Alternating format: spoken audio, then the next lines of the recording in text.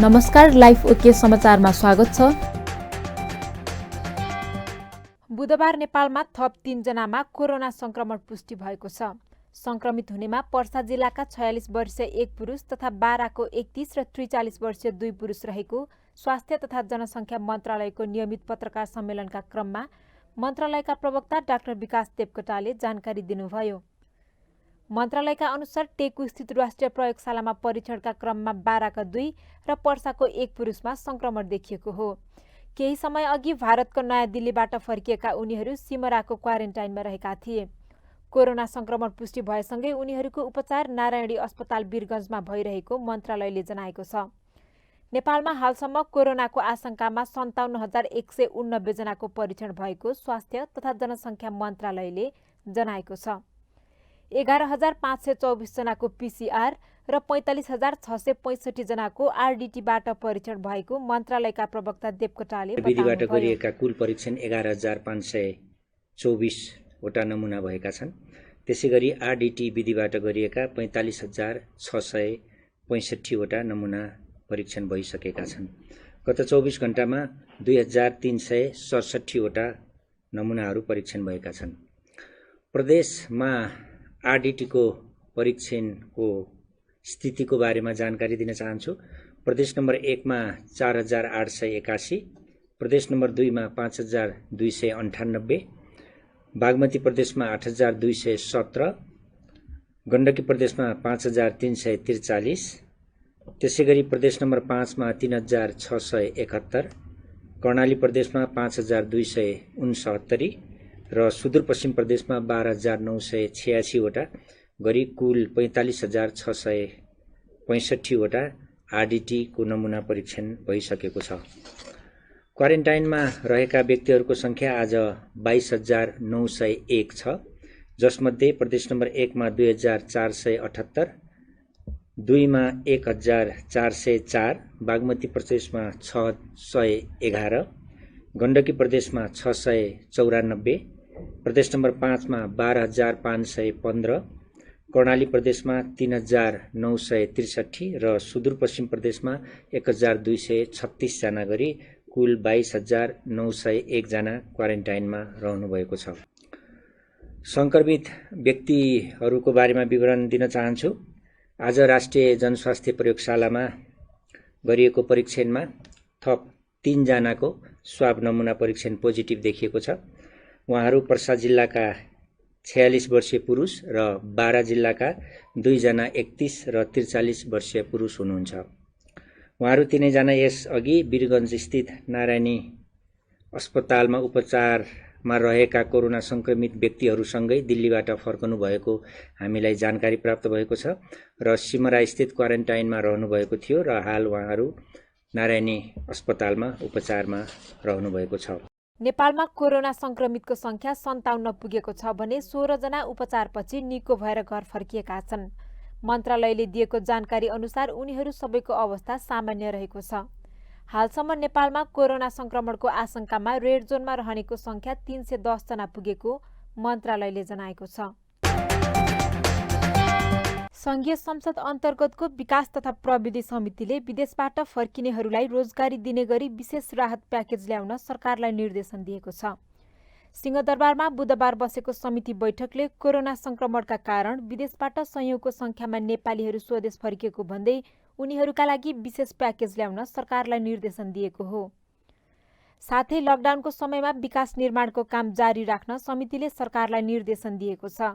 सरकारले पनि विकास निर्माणका ठूलो आयोजनाहरूको काम सञ्चालन गर्ने भनेको भए पनि निर्माण सामग्री र मजदुरको अभाव रहेको भन्दै समितिले विकास निर्माणका काम जारी राख्ने व्यवस्था मिलाउन सरकारलाई निर्देशन दिएको छ। समितिले राहत वितरण दलीय आधारमा भएको गुनासो आएको भन्दै निष्पक्ष हुने गरी मापदण्ड बनाउन निर्देशन दिएको छ। मजदुरहरूलाई राहत दिन निर्देशन दिएको समितिकी सभापति कल्याणी खड्काले जानकारी दिनुभयो। राष्ट्रिय गौरवका आयोजनाहरूमा यहाँ विभिन्न कोणबाट कुरा उठेका छन्। मलाई लागिरहेको छ राष्ट्रिय गौरवका आयोजनाहरू सञ्चालन भइरहेका छन्। मानिसहरूले कुरा उठाउनु भएको छ। जस्तै हामीले धेरै पटक निर्देशन गरेका छौँ सरकारले कि राइट अफ वेको कुरा समस्या यो कोरोनाको नभए पनि यसले गर्दाखेरि कति ठाउँमा कामको अवरोध भएको छ। अर्को कुरा भवनको कारण एकदमै कुरा उठिराखेको छ। राइट अफ वे सडक सीमाको क्लियर गर्ने कुरा, अनि वनलाई चाहिँ क्लियर गरिदिने कुरा आयोजना थालिसकेपछि त्यो कहाँ कहाँ वन हुन्छ, कहाँ कहाँ सहरहरू हुन्छ, कहाँ कहाँ चाहिँ त्यस्तो खालको चाहिँ सहरहरूलाई चाहिँ बाइपास अगाडि लानुपर्ने हो, यस्ता कुरालाई ध्यान नदिएको कारणले गर्दाखेरि कामहरूमा अवरुद्ध भइरहेको अवस्था हिजो पनि थियो। जहाँ सहज छ त्यहाँ काम नहुने, जहाँ असहज र विवादित छ त्यहाँ काम नहुने अवस्था थियो। त्यो पनि खोल्न जरुरी छ। राहतका पनि एउटा खास मापदण्ड ल्याउनु पर्यो, ठोस चाहिँ योजना ल्याउनु पर्यो। सरकारले ठोस योजना ल्याउनुपर्छ र सरकारले अहिले गरिरहेको काममा यो समितिले मलाई पक्कै पनि के लाग्छ भने यो भइपरि आएको समस्यालाई व्यवस्थापन गर्दै जाने, फेरि एक हप्ता पछाडि अर्को व्यवस्थापन गर्ने कुराले यो अपरिपक्वता देखिएको छ। कोरोनाले अहिले आज 4 महिना हुन थालिसक्यो। कोरोनाले यस्तो खालको समस्या सिर्जना भएको छ, लामो समय भएको छ र अझै दीर्घकालीन योजना ल्याउनुपर्छ, ठोस नीति ल्याउनुपर्छ कि हामीले अहिले कोरोनाको सामना गर्दै गर्दा घरमा भएका खानेकुरा हामी खाँदैछौँ, अहिले मजदुरहरूलाई दिँदैछौँ। अहिले के देखिएको छ भने अरू भवितव्य पर्दाखेरि विभिन्न व्यवसाय, विभिन्न खालका चाहिँ त्यस्ता चाहिँ समाजसेवीहरू, संस्थाहरू, व्यक्तिहरू, समाजसेवी व्यक्तिहरूले पनि लाख रुपियाँ दिने खालको आँट गर्थ्यो भने अहिले 1000 दिन हिचकिचाइरहेको अवस्था छ। त्यो किनभने मेरो पनि आर्थिक अवस्था भोलि के होला भन्ने खालको छ। त्यसकारण त्यसलाई मध्यनजर गरेर सरकारले फेरि के गर्नु पर्यो भने दीर्घकालीन योजना बनाउनु पर्यो। तिर जसरी हत्त त्यसरी आएर आपत आइलाग्यो त्यो अवस्था थिएन। नेपाललाई तयारी गर्ने धेरै चाहिँ मौका थियो। त्यो खालको हिसाबले गम्भीरतापूर्वक ठोस नीति, दीर्घकालीन नीति ल्याउन अझ सकिरहेको अवस्था देखिँदैन। त्यसो हुनाले यसरी चाहिँ ठोस नीति ल्याउनुपर्छ।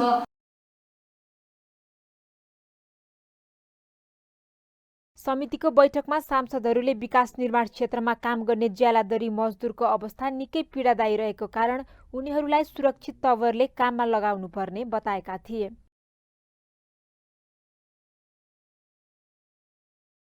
राहत जति मागे पनि अब 10 किलो, 20 किलो र 30 किलो राहतले एउटा सिंहको परिवारलाई अहिलेसम्म मैले कहीँ पनि 1 क्विन्टल राहत बाँडिएको सुनेको छैन। कुनै परिवारमा 1 क्विन्टल पुगेको छैन। 1 महिनामा जसको 5 जनाको परिवार छ उसको 1 क्विन्टल त खर्च हुन्छ। काठमाडौँमा 10 अक्षता भात खाएर पुग्ने जस्तो युवा आयुमा 50 ग्राम चामल खाएर काम चल्ने जतिकै त हुँदैन। औसत 250 ग्राम चामल खाने अहिले नेपालीको स्थिति छ। त्यस्तोमा 10 किलो चामल बनेको कति भयो र घरमा त थियो र खायो होला, अब त त्यो पनि छैन। त्यसैले काम गर्न दिनुपर्छ। सोशल डिस्टेन्स मेन्टेन गर्ने वा यो हेल्थसँग सम्बन्धित सेफ्टीहरू मेजर्सहरू अपनाउने भन्ने कुरा हो। त्यसकारण ती समुदायहरूलाई कसरी राज्यको दायित्व छ कि छैन। मलाई चाहिँ अहिले सरकारले, केन्द्रीय सरकारले, सङ्घ सरकारले कोरोना भाइरसको बारेमा सामग्रीहरू, प्रयोगशालाका उचित सामग्रीहरू पनि अहिले पुर्याउन सकेन, अपर्याप्त छ अहिले पनि। दोस्रो कुरा के हो भने नागरिकप्रति राज्यको दायित्व छ कि छैन। नागरिक भोकै हिँडिरहेको छ, त्यसको लागि सरकारले केही गर्न सकेन। त्यसकारण मलाई के लाग्छ भने अहिले पनि सरकारसँग धेरै बजेटहरू छ। त्यो रोजगारको लागि 2 अरब कति रुपियाँ, 2 अरब कि 3 अरब रुपियाँ छ, त्यसलाई कहाँ खर्च गर्ने त? त्यो खर्चको रोजगारदाताहरूलाई कसरी गर्न सक्ने? अहिले 5 अरब रुपियाँ अहिले वैदेशिक रोजगार छ। वैदेशिक रोजगारको सँगबाट चाहिँ के माग्नु, यो पैसा दिउँ हामीले रोजगारको लागि खर्च गर्छौँ भने दिँदैन सरकारले। सरकारले सबै देशको सरकारहरूले आफ्नो नागरिकको लागि के विशेष प्याकेजको व्यवस्था गरेको छ। नागरिकहरूले तत्कालीन के गर्न सकिन्छ, दीर्घकालीन के गर्न सकिन्छ, कसरी आफ्नो देशलाई आत्मनिर्भर बनाउन सकिन्छ, त्यो सवालमा सरकारको मास्टर प्लान निर्णय बिना नै राहत वितरण हुने गरेको कारण स्थानीय, प्रदेश र केन्द्र सरकारको एउटै नीति बनाएर अगाडि बढ्नुपर्ने सुझाव समिति सदस्यले दिएका थिए। प्रमुख प्रतिपक्षी नेपाली काङ्ग्रेसले तत्काल संसद बैठक डाक्न सरकारसँग माग गरेको छ।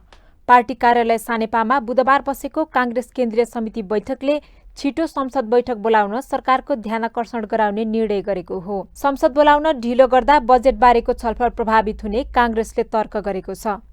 प्रवक्ता विश्वप्रकाश शर्माले अविलम्ब संसद बैठक बोलाउनु पर्ने केन्द्रीय समितिको माग रहेको जानकारी दिँदै अविलम्ब संसद बैठक बोलाउनु पर्ने बताउनुभयो। त्यस्तै कोरोना संक्रमण रोकथामका लागि सरकारले गरेको काम सन्तोषजनक नभएको उहाँले बताउनुभयो। अत्यावश्यक सामग्री ल्याउन सरकार असफल रहेको र राहतको काममा सरकारले सफलता पाउन नसकेको उहाँले बताउनु भएको छ। जोखिमको सामनाको सन्दर्भमा सरकारले जे अयोग्यता राख्यो, यहाँहरू जान्नुहुन्छ कि माघ 10 गते कोरोनाको पहिलो सङ्क्रमित नेपालमा भेटिएको 100 दिन पुग्न लागेको छ। यसबीचमा विश्व स्वास्थ्य सङ्गठनले जे चेतावनी दियो, नेपाली कांग्रेस पार्टीले जे ध्यानाकर्षण गरायो र सञ्चार माध्यमको निरन्तरको जे खबरदारी भयो, त्यस बमोजिमका कार्यहरू हुन सकेनन्। सरकारले यस बीचमा खास गरी दुईटा विषयमा असफलता यो अवधिको बीचमा प्रस्तुत गरेको छ, अयोग्यता प्रस्तुत गरेको छ।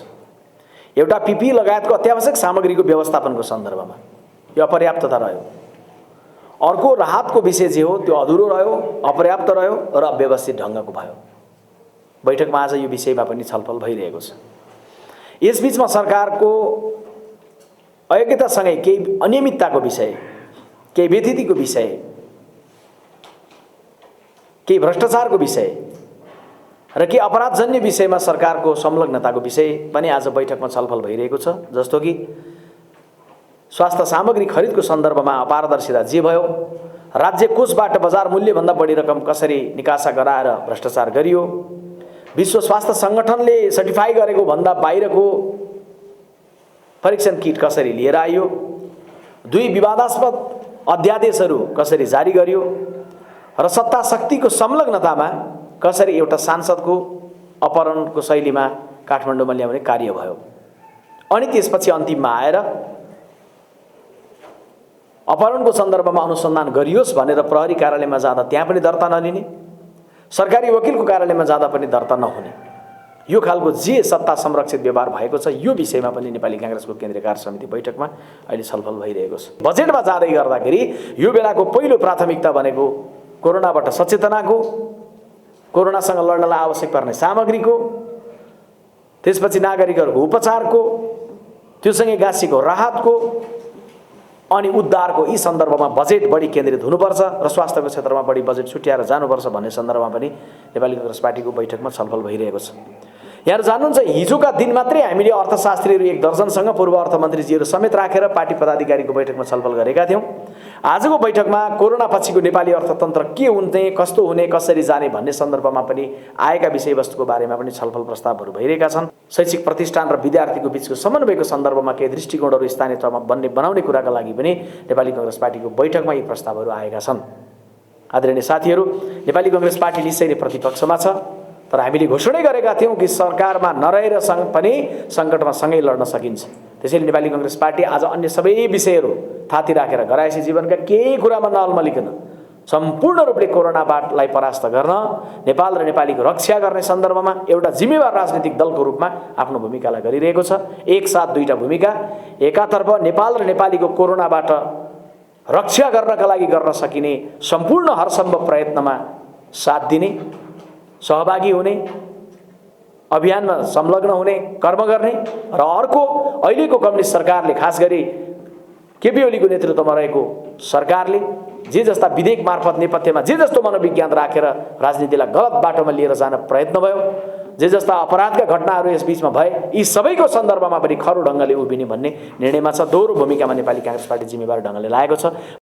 बैठकमा प्रतिपक्षी दलको रूपमा भूमिका बढाउनु पर्ने बारे पनि छलफल भएको उहाँले जानकारी दिनुभयो। कोरोना भाइरसको संक्रमण रोकथाम तथा नियन्त्रणका लागि नेपाल सरकारले गएको चैत्र 11 गतेदेखि गरेको लकडाउन जारी रहेको छ। बुधबार लकडाउन जारी गरेको 37 दिन भएको छ। यो अवधिमा केही उल्लङ्घनका घटना बाहेक जनताले सरकारलाई साथ दिएका छन्। विगत 1 महिनादेखि लकडाउनका कारण काठमाडौँ उपत्यका लगायत मुलुकका मुख्य सहरहरू सुनसान रहेका छन्। तर पछिल्लो समय लकडाउन उल्लङ्घन गर्ने बढेपछि गृह मन्त्रालयले कोरोना भाइरस संक्रमणको प्रसार रोक्न गरेको लकडाउनमा कडाई गर्न सुरक्षा निकाय र स्थानीय प्रशासनलाई परिपत्र गरेको छ। प्रहरीले घर बाहिर ननिस्कन तथा उच्च सुरक्षा सतर्कता अपनाउन आग्रह गरेको छ।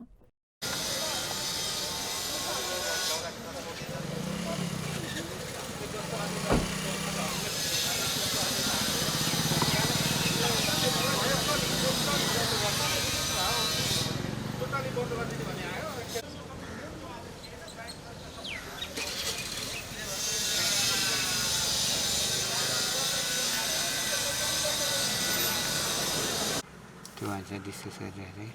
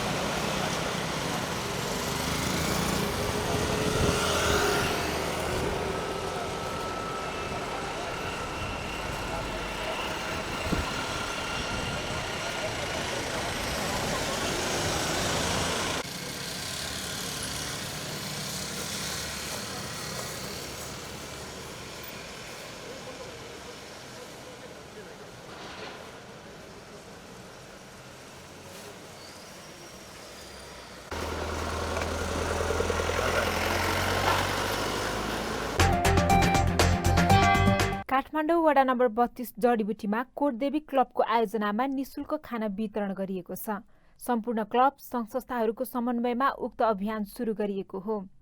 चैत्र 11 गतेबाट लकडाउन सुरु भएको छ।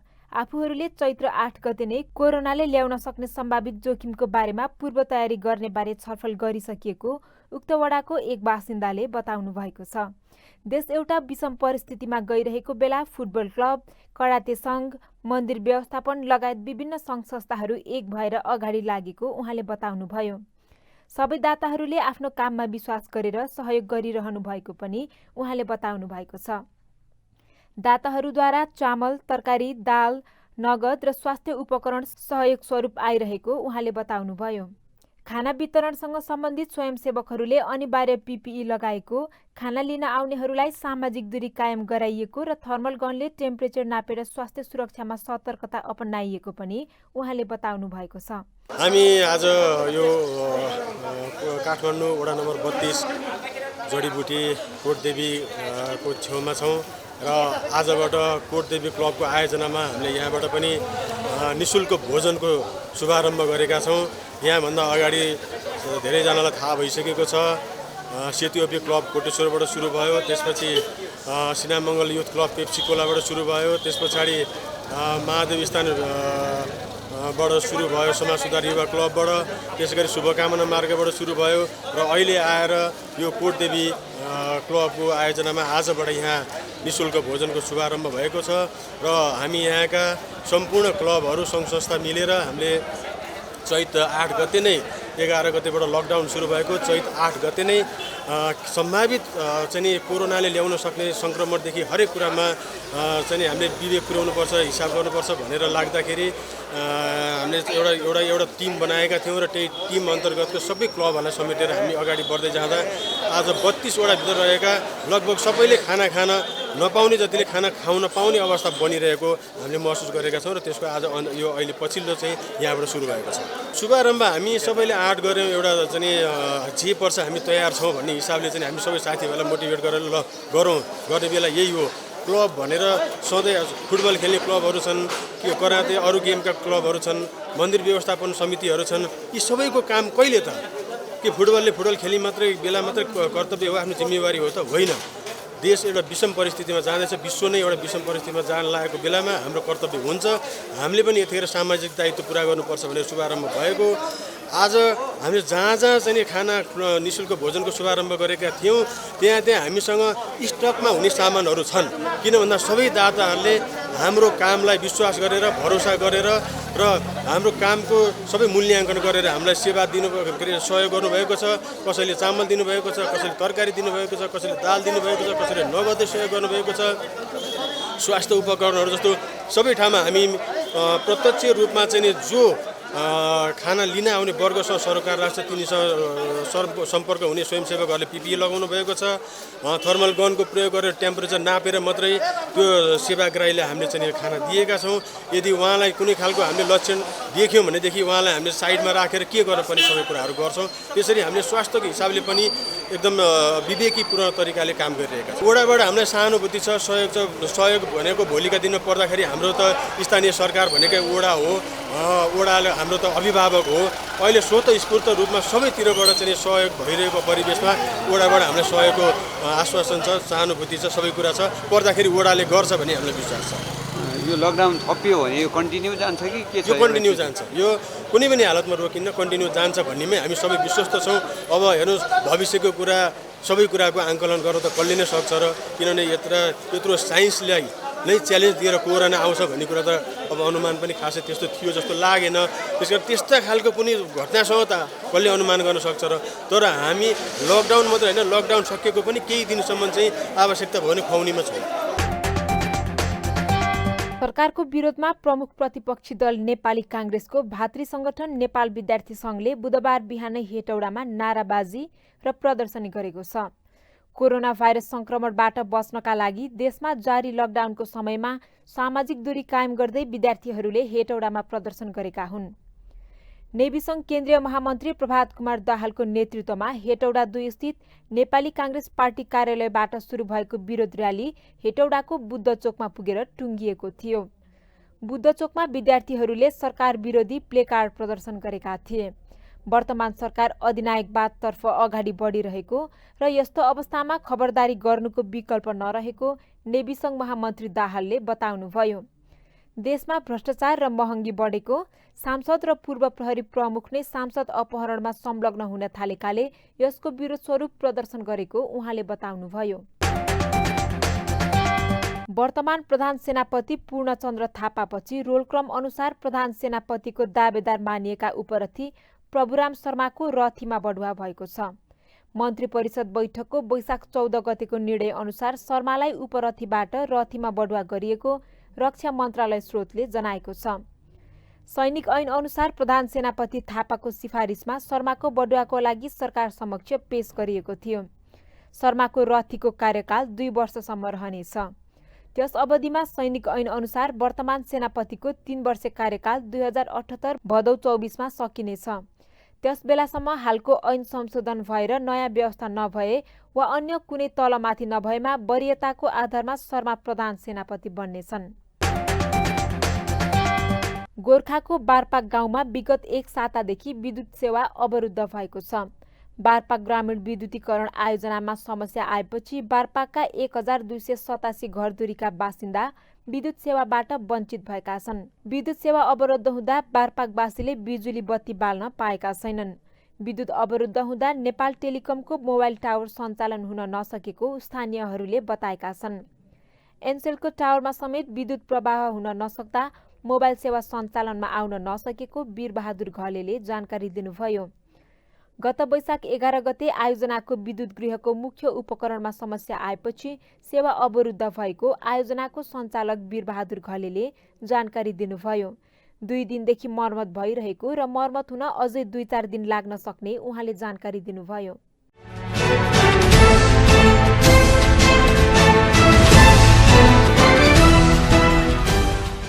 नेपाल उद्योग वाणिज्य महासंघका अध्यक्ष भवानी राणाको नेतृत्वमा नेपाल उद्योग परिसंघ अध्यक्ष सतीश कुमार मोर र नेपाल चेम्बर अफ कमर्सका वरिष्ठ उपाध्यक्ष राजेन्द्र मल्ल सहित 3वटै संस्थाका पदाधिकारीहरू सम्मिलित प्रतिनिधि मण्डलले माननीय ऊर्जा मन्त्री वर्षमान पुन समक्ष बुधबार ऊर्जा मन्त्रालयमा भेट गरी कोरोना भाइरस महामारीले उद्योग व्यवसाय नै सङ्कटमा परेकाले उद्योग व्यवसाय क्षेत्रलाई सहयोग गर्न आग्रह गरेको छ। महासंघका निवर्तमान अध्यक्ष पशुपति मुरार, वरिष्ठ उपाध्यक्ष शेखर गोल्छा, उपाध्यक्ष चन्द्रप्रसाद ढकाल, परिसंघका वरिष्ठ उपाध्यक्ष विष्णुकुमार अग्रवाल सहित निजी क्षेत्रका उद्यमी व्यवसायीहरूको सहभागिता रहेको सो अवसरमा अहिलेको कोरोना संकटमा उद्योग व्यवसायलाई 2 वर्षसम्मका लागि विद्युतमा 20% छुट दिन माग गरिएको छ। सो अवसरमा निजी क्षेत्रका तर्फबाट अहिले उद्योगहरू बन्द रहेको र उनीहरूले विद्युत प्रयोग समेत नगरेकाले विद्युत प्राधिकरणले कम्तीमा 4 महिनाका लागि डिमान्ड चार्ज छुट दिन समेत मन्त्री पुन समक्ष आग्रह गरिएको छ। साथै बर्क्यौता महसुल तिर्न 4 महिनाको अवधि दिइनुपर्ने र उक्त अवधिका लागि जरिवाना समेत नलिन आग्रह गरिएको छ।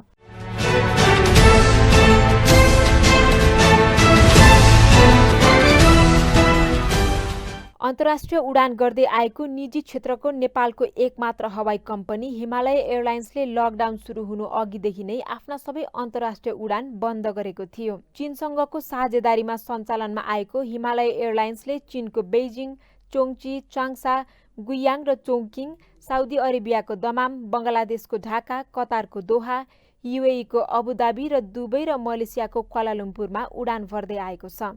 गत डिसेम्बरबाट नै चीनमा कोभिड-19 को संक्रमण महामारीको रूपमा फैलन थालेपछि एयरलाइन्सले गत फेब्रुअरीबाट चीनका विभिन्न शहरमा गर्दै आएको सबै उडान बन्द गरेको थियो। आन्तरिक तथा बाह्य उडान जेठ 2 गतेसम्मका लागि स्थगित भएको छ। अहिले एयरलाइन्सका सबै विमान ग्राउन्डेड अवस्थामा छन्। करिब 3 महिनादेखि उडान ठप्प हुँदा एयरलाइन्सले मासिक 30 करोड रुपैयाँ भन्दा बढी घाटा बेहोरिरहेको कम्पनीका उपाध्यक्ष विजय श्रेष्ठले जानकारी दिनुभयो। यो महामारीबाट विश्व नै आक्रान्त भएकाले चाँडै नै पर्यटन क्षेत्रमा सुधार आउन नसक्ने हुँदा सरकारले सहयोगी कार्यक्रमहरू ल्याउन आवश्यक रहेको श्रेष्ठले बताउनुभयो। लकडाउन सुरु भएपछि बजार भाउ उच्च दरमा बढेको छ। खाद्यान्न मौजात पर्याप्त भएकाले मूल्य नबढेको सरकारले दाबी गरे पनि बजारमा मूल्य वृद्धि आकाशिएको छ। बजार अनुगमन तथा मूल्य नियन्त्रणको दायित्व पाएको वाणिज्य आपूर्ति तथा उपभोक्ता हित संरक्षण विभागको अनुसार गत चैतमा बजारको मूल्य वृद्धि दर करिब 10% बढेको छ। सोही अवधिमा खुद्रा व्यापार सङ्घले भने बजार भाउ 15% बढेको दाबी गरेको छ। कच्चा पदार्थ, ढुवानी, भाडा लगायत कारण देखाउँदै होलसेल र फ्याक्ट्रीले मूल्य बढाएका छन्। होलसेलमा बढेपछि खुद्रामा स्वाभाविक रूपमा वृद्धि हुने सङ्घका अध्यक्ष राजकुमार श्रेष्ठले बताउनुभयो। लकडाउनले दाल, चामल, चिनी, तेल लगायतको मूल्य बढेको छ। लकडाउनका बेला चामल, दाल, तेल लगायतको केही खाद्यान्नको मूल्य वृद्धि भए पनि तरकारी, अण्डा, मासु लगायतको माग घटेको राष्ट्र बैङ्कको दाबी छ। यसकारण केही सामानको मूल्य बढे पनि धेरैको घटेकाले औषधमा मूल्य वृद्धि दर अघिल्ला महिना सरह नै देखिएको राष्ट्र बैङ्कले जनाएको छ।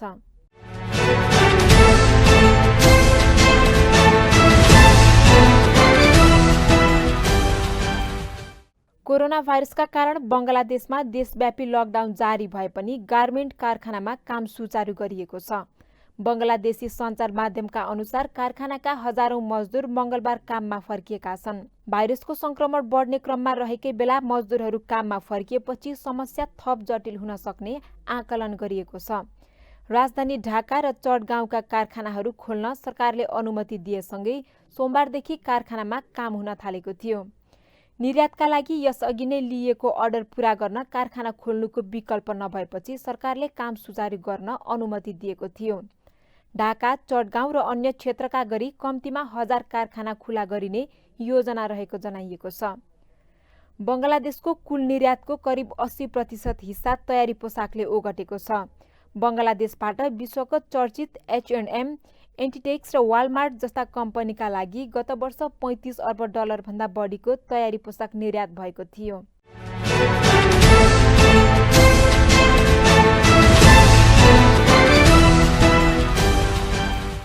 स्पेनले आफ्नो देशमा लागू लकडाउनको कडा नियमलाई क्रमशः हटाइने जानकारी दिएको छ। लकडाउन हटाउन स्पेनको सरकारले 4 चरणको योजना बनाएको छ। स्पेनका प्रधानमन्त्री पेद्रो सान्चेजले हरेक इलाका आफ्नो संक्रमणलाई गम्भीरताको साथ हेर्दै भिन्न भिन्न गतिमा अलग अलग तरिकाले लकडाउन हटाइने जानकारी दिनुभएको छ। स्पेनमा कोरोना संक्रमणको कारण हालसम्म 23,000 बढीले ज्यान गुमाइसकेका छन् र कुल संक्रमितको संख्या 2,32,128 रहेको छ।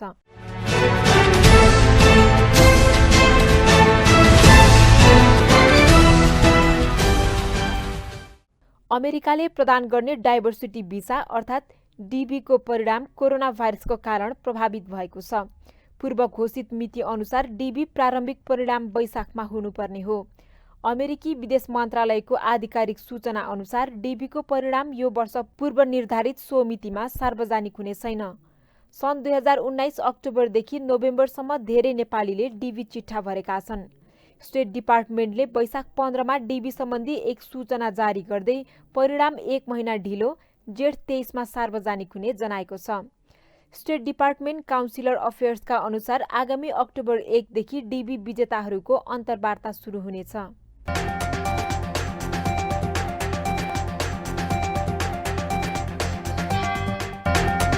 लाइफ ओके समाचार यति नै। हेर्दै गर्नुहोला लाइफ ओके टेलिभिजन। नमस्कार।